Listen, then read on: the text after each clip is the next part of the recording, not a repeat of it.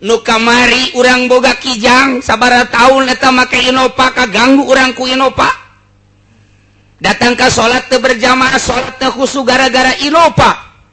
tak kuari Innova teh geus dijual eueuh di leungeun urang kuari rugi amat nu kamari ngaganggu urang kuari geus eueuh kaganggu kuno eueuh urang pikir coba ku otak urang ya Allah ya Rabbi ku blaon-blaon teuing teh nu kaganggu ku mobil kuari ganti ka Fortuner leuwih luhur kagangguna nu kamari ge kaganggu ku Innova 3 tahun kan Pod kaganggu urang teh tah ku Innova teh waduh geus macam eta rugi amat tinggal Innova nyengsirikeun urang disisieun urang aya setan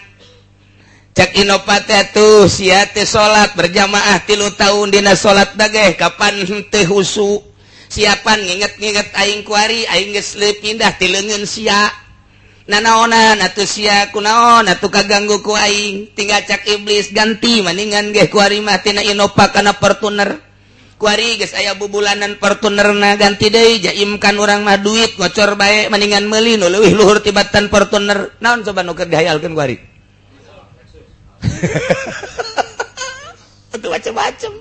aya nu hayang Lexus aya nu Alphard aya anu hayang gitu Mercy atuh macem-macem bae eta mah ngaganggu leuwih berat deui alaik ieu nu kos kitu ngaranna A'udzu billahi minasy syaithanir rajim bismillahirrahmanirrahim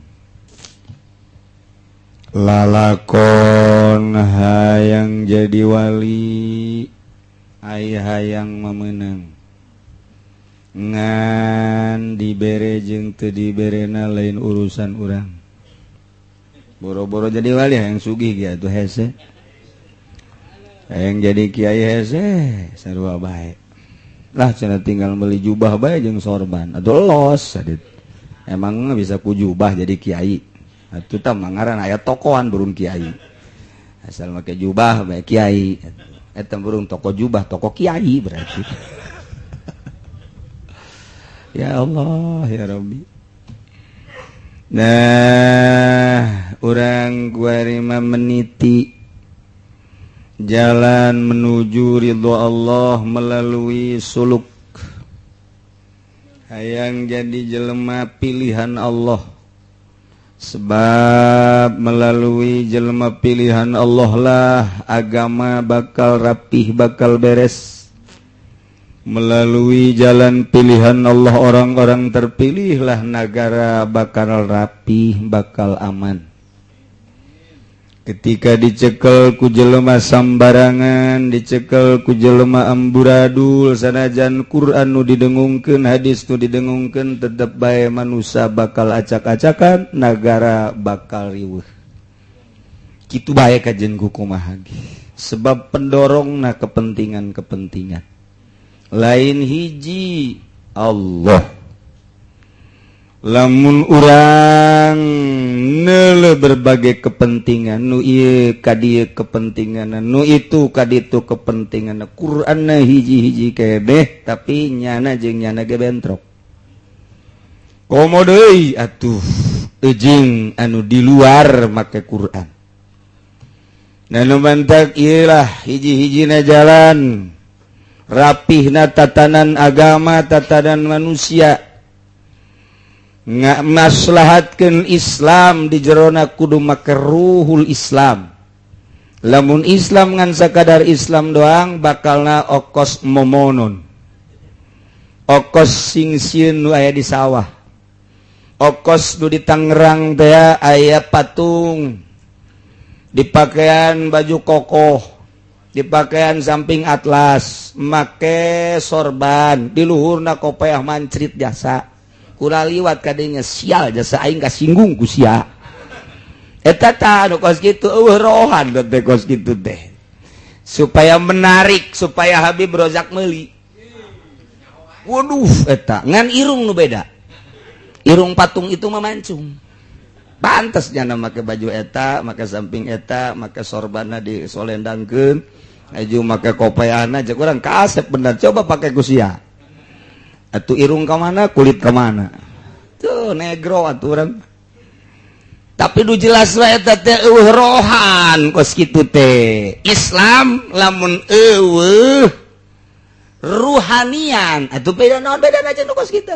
dipoles sakitu rapihna jadi deungdeuleun mata doang paling nu sieunneun manuk koprek cak manuk aya sing-sieun asal cicing datang deui teh manuk beak ujian pare koneng tinggal koneng beak ku manuk peking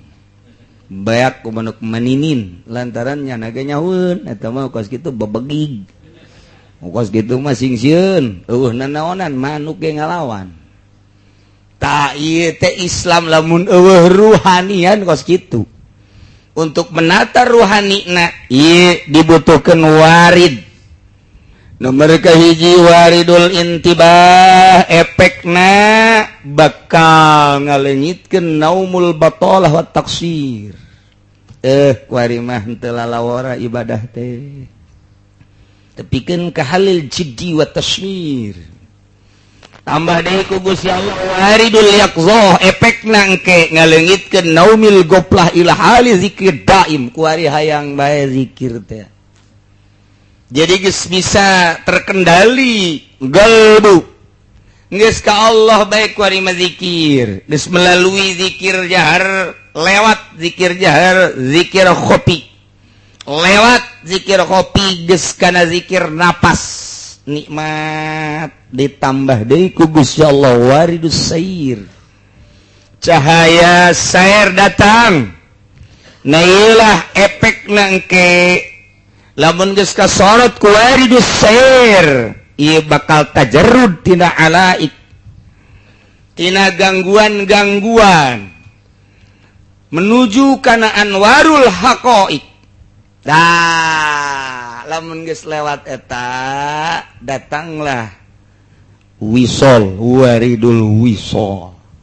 lamun geus kasorot ku waridul wisol fayakhruju min sijnil akwan ila syuhudil mukawwid keluarlah tina penjara maujudat mungkinat kana neuleuh nyaksian zat Gusti Allah anu ngawujudkeun dunia nu kadeuleu kabeh dunia teh Allah urang bisa ngomongna doang tapi urang mah punya gangguan kuari kieu kunaon sih nu mantak henteu gegeran ka masjid ieu mobil encan dikumbah ke ngumbah mobil heula mobil adalah dunia urang henteu ka masjid gegeraan salat asar atawa salat maghrib urang teh katungkul ku ngumbah mobil berarti mobil ieu jadi gangguan ka urang haju mobil nu ku urang digosokan dikumbah dimumule nu ngaganggu karena salat urang geus mah teu berjamaah salat di imah gegeraan teu khusyuk lantaran inget mobil barang tas dikumbah teh kerotna kudu diganti haju ditumpakanana sublekerna ieu geus rada kurang nyoy-nyoyan kitu kan Pud perlu diganti kan aduh kamari ku budak deui rada ngegesrek saeutik kudu dikabengkelkeun cetna aduh ampun barang dideuleu belah katuhu sen pepes aduh inden heula deui jahayang nu asli embung anu tiruan ya Allah ya Rabbi salat tinggalin deui cuman mobil Fortuner doang Fortuner kan Pud merekna nu kuari geus leupas nu kamari urang boga kijang sabaraha taun eta make Innova kaganggu urang ku Innova datang ka salat teu berjamaah salat teu khusyuk gara-gara Innova tak kuari Innova teh geus dijual eueuh di leungeun urang kuari rugi amat nu kamari ngaganggu urang kuari geus eueuh kaganggu ku eueuh urang pikir coba ku otak urang ya Allah ya Rabbi ku blaon-blaon teuing teh nu kaganggu ku mobil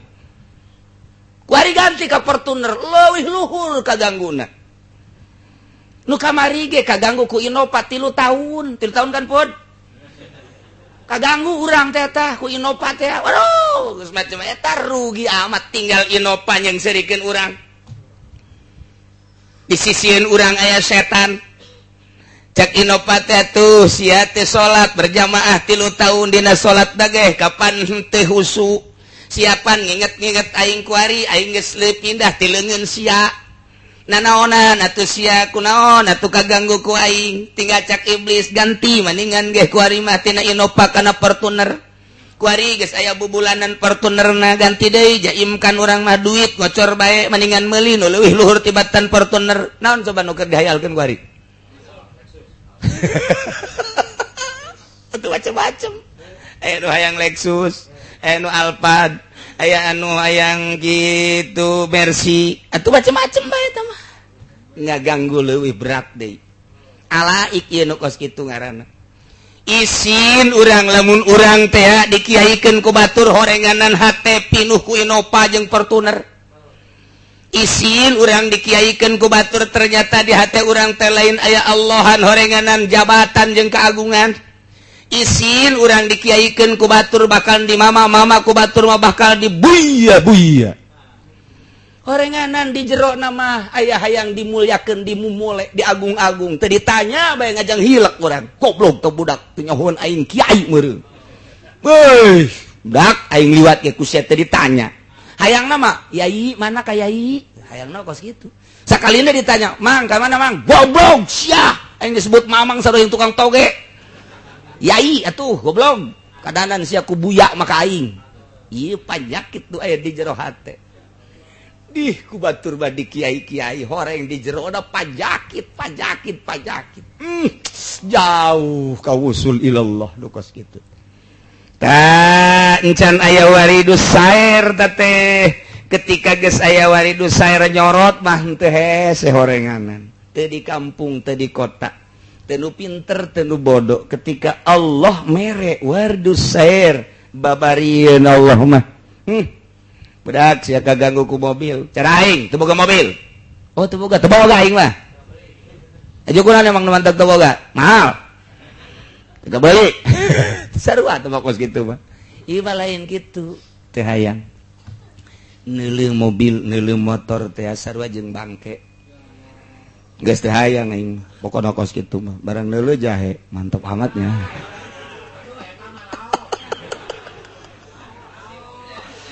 lain deh jeung nu di ieu mah bangona ieu bibirna pohara amat insyaallah mun digegel waduh oh budak dek jadi wali teu jadi malah yang diwalian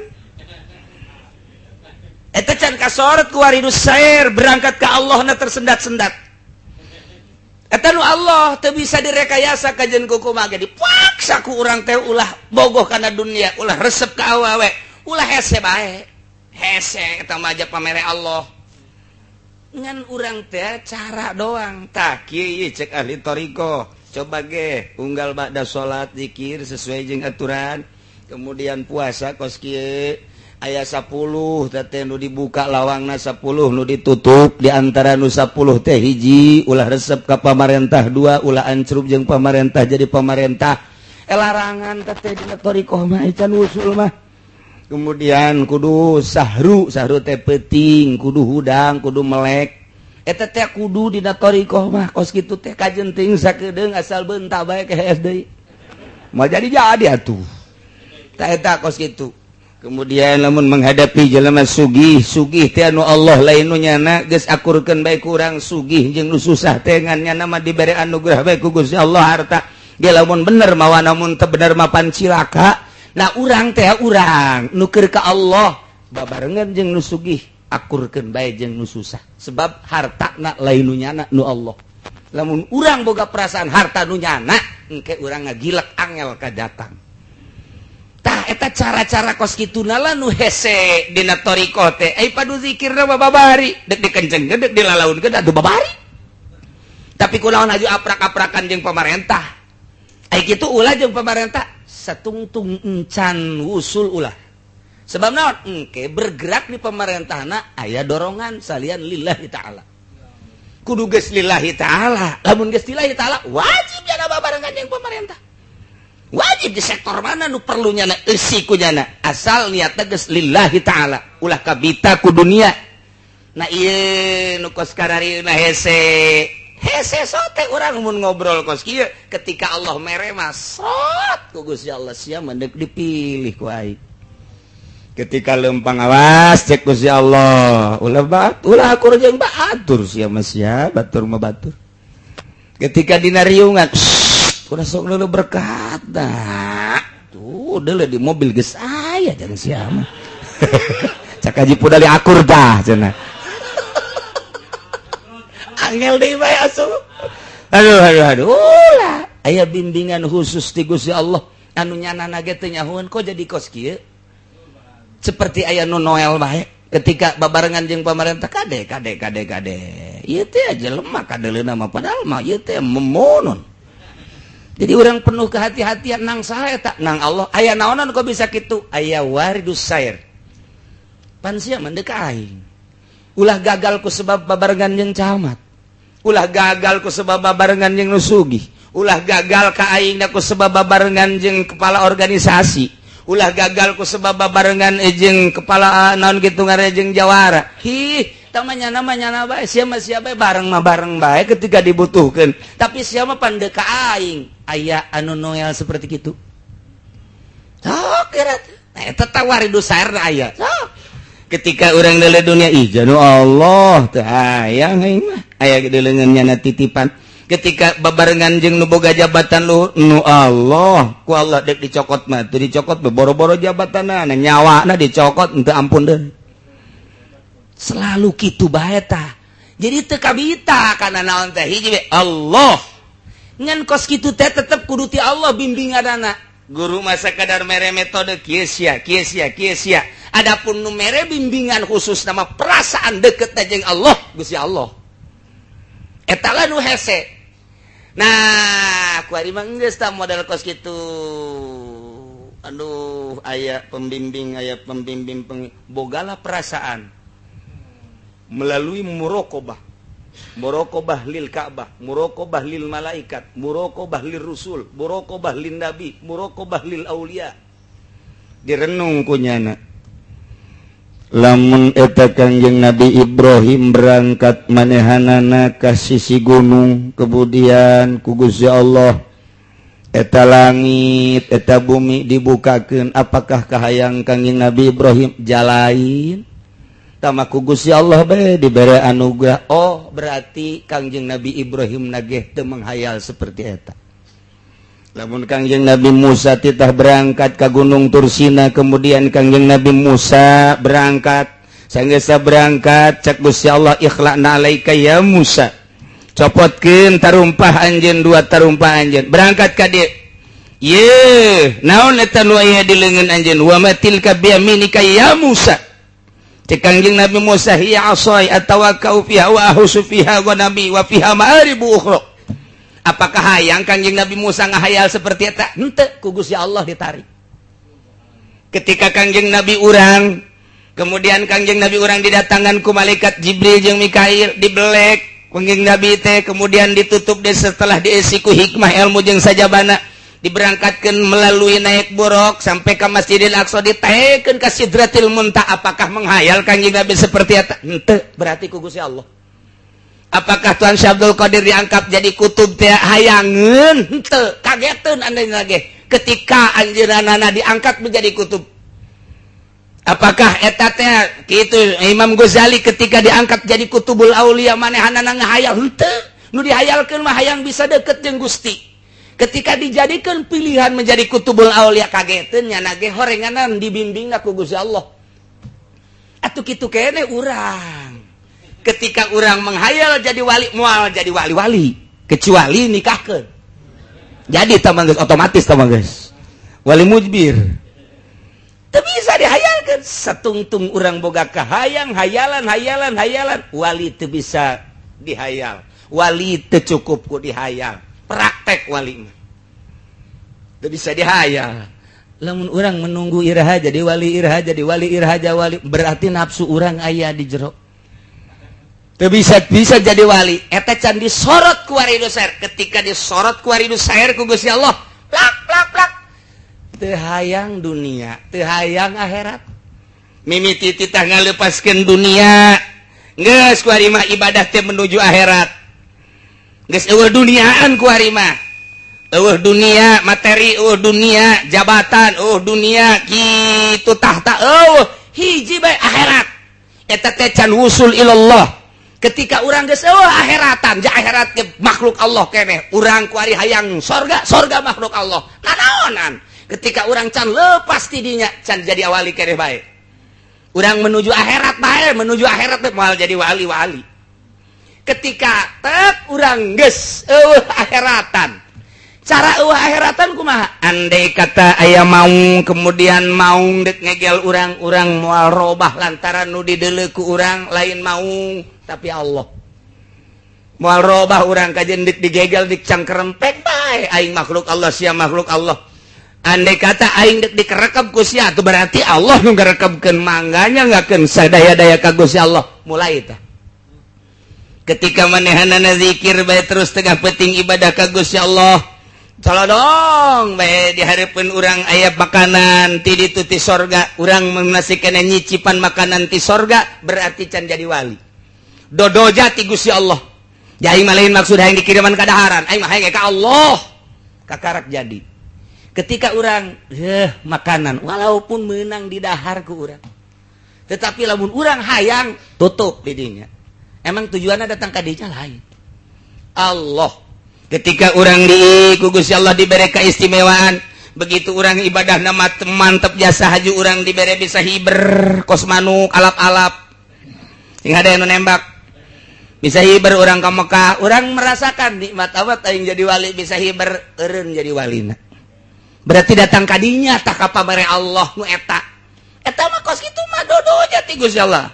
mentak ketika dibere kos kitu Gusti cabut tu kos kitu mah lain tujuan abdi ketika hujan teu kahujanan pang cabutkeun tah mah lain maksud abdi ketika ditembak teu teurak mbuh Gusti ulah abdi mah teurakeun we abdi mah hayang ka Gusti bae dibere neule sorga abdi mah teu hayang sorga abdi mah hayang ge bidadarina batal deui bae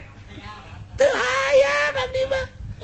andai kata dikasorgakeun jeung dikanarakakeun akur lamun memang ieu kudu kodinya ku Gusti da abdi mah teu hayang sorga tembung neraka hiji bae Gusti babari ta ngomong mah coba praktekeun sia kunaon bantu salat duha bae sugan we atuh dibukakeun lawang rezeki moal jadi wali wah sia kunaon ieu asana tahajudna rada warung supaya rada deres bae warung ya Masya Allah kiai nu belomna kiai begitu kiai ngawirid seakan-akan ditanya yai kulan kunaon eta nu mantak ngawirid sholawat jeung hizib ngadoakeun mang anu nu mana jabatanana lantaran nya neuk digeser supaya tetep di dinya cak Gusti Allah nanaonan sia ibadah pakai kos karar itu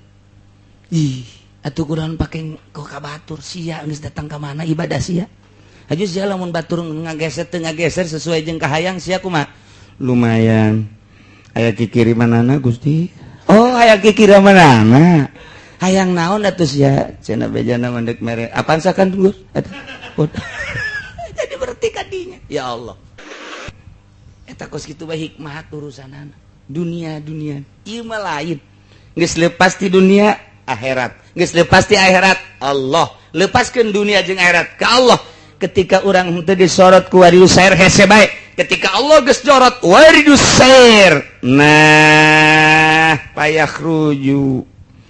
nyana kaluar kosakumaha boros polonyon nyaha kaluar kosakumaha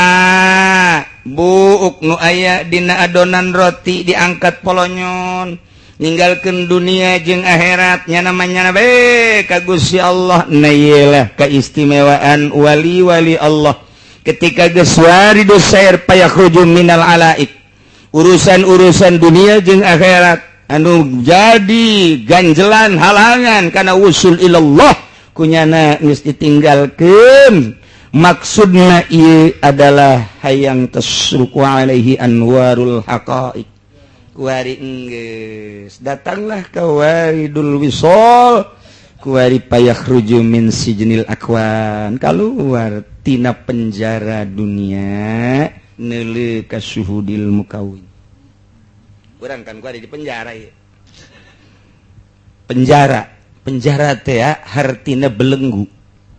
Mungkin ka belenggu ku jabatan, mungkin ka belenggu ku dunia, warung buktina, sawah buktina, mobil buktina, kendaraan buktina, terutama nu aya di imah urang belenggu nomor hiji anu kudu meuli kuda, sepak kok kuda, siapkan kuburan tuh 2,5 miliar teh kadengena mahal, barang dek nyepak pamajikan murah horeng lantaran belenggu. Urang teh lain dikendalikan ku Gusti Allah ku pamajikan, moal jadi wali kajen ku kumaha. Lamun aya pamajikan ngabeng berat ka urang, tambah hiji deui sakalian dibelenggu. Guys, urang ngabobodo nu dihandap bae, guys. Nu dihandap seuri nu di luhur puyeng. Tambah. Lamun masih kene jadi belenggu moal bisa. Mana belengguna? Urang dikendalikan, ditutah dititah ku pamajikan ketika urang deuk salat tahajud. Ke mana, Kak? Entah salat tahajud tiris. Ulah sok ka mana lanan. Ya kula geus siap tuh make sempak ya. Tama belenggu ge mantep tama kos gitu. Bila-bila perlu atuh unggal penting ngabelenggu urang tama.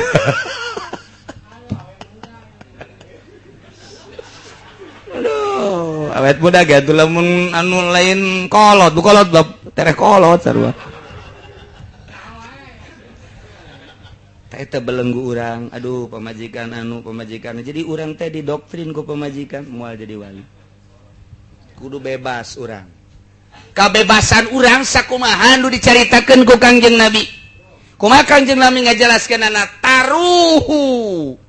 tagdu bitonan tagdu kitu himason wa taruhu bitonan. Manuk berangkat isuk-isuk lapar balik buncir. Nya buncir. Eta buncir ta bahasa Inggris ta buncir ta. Halang manuk mah.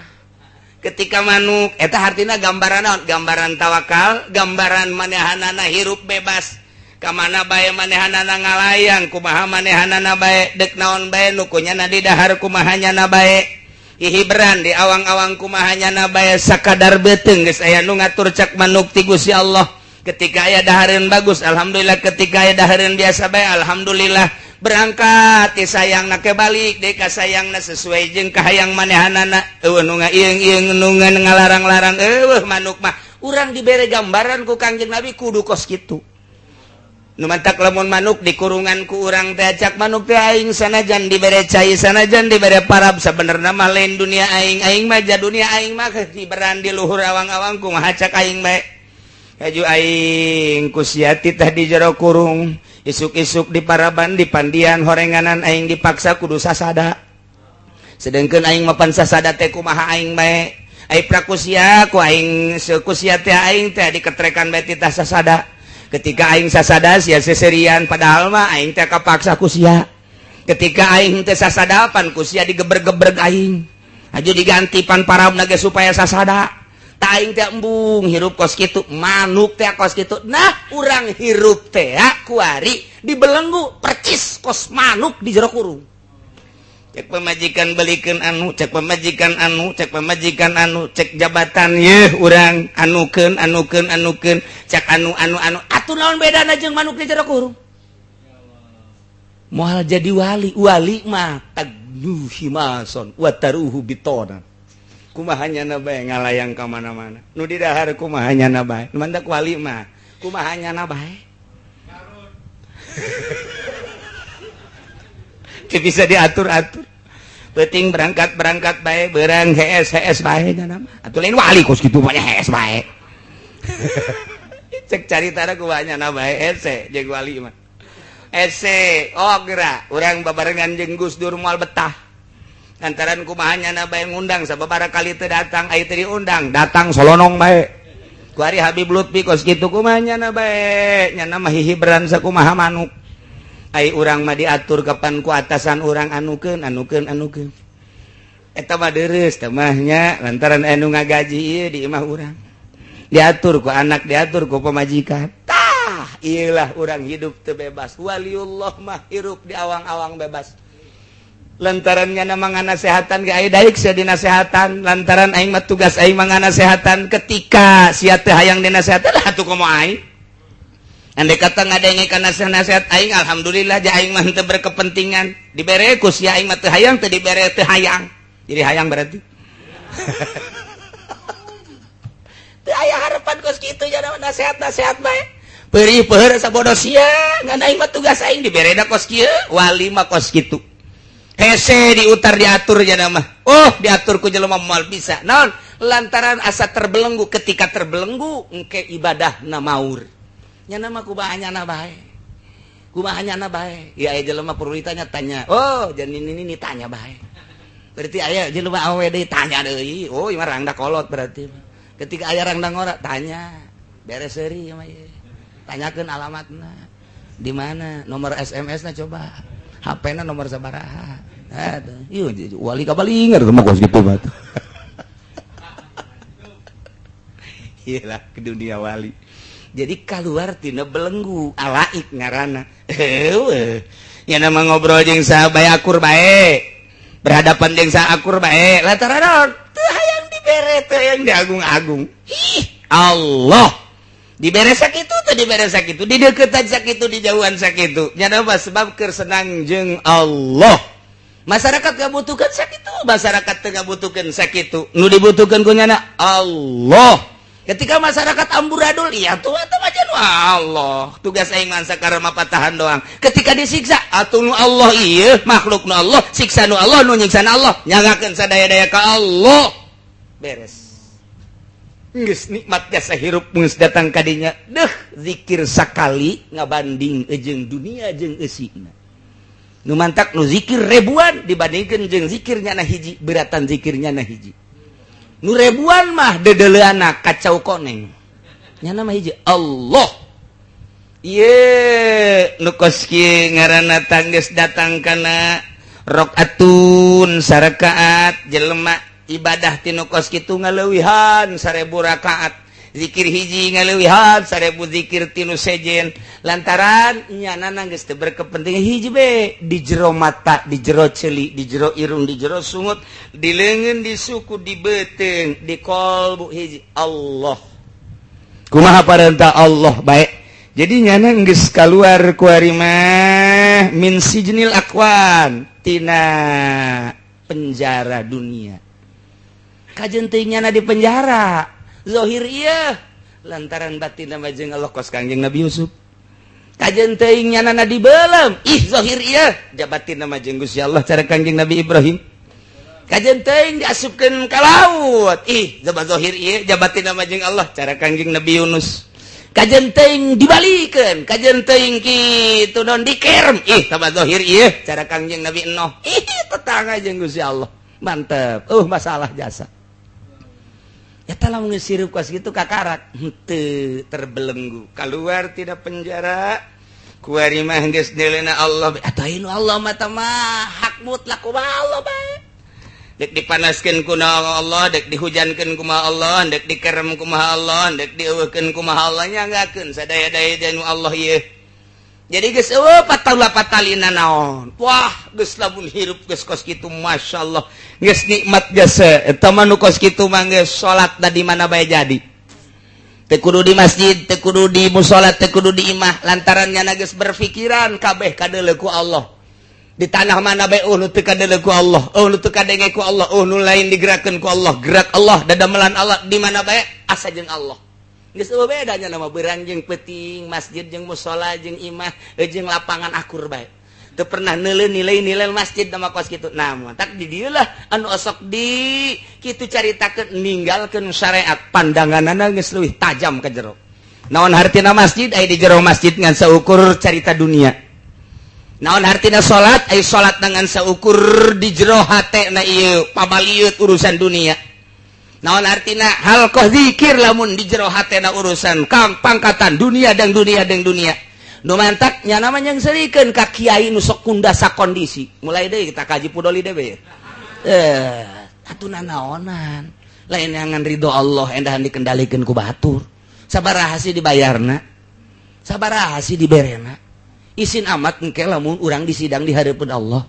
maneh waktu eta maca sholawat waktu eta zikiran maksudnya hayang naon sih eta dikondisikeun saha sih nu ngondisikeunana atuh dibere sabaraha sih nanaonan atuh sia paranti ka aing dipake ka makhluk isin sia kajen kumaha ge ieu nya serikeun ngan teu bisa nyarita teu meunang sakadar isyarah ku kicu sakadar isyarah ku senyum salah teu meunang ngomong mah lain dieu menang keur ngaji sebab eta mah urusan hakikat. Jadi lamun urusan hakikat teu meunang dizohirkeun kudu make isyarah cukup bae senyum sabelah cukup bae senyum sabelah itu berarti luar biasa eta itu geus bae di anu cenah keur zikiran naon zikiran anu saha eta nu ngamiyayaanna sakarapeun Zaki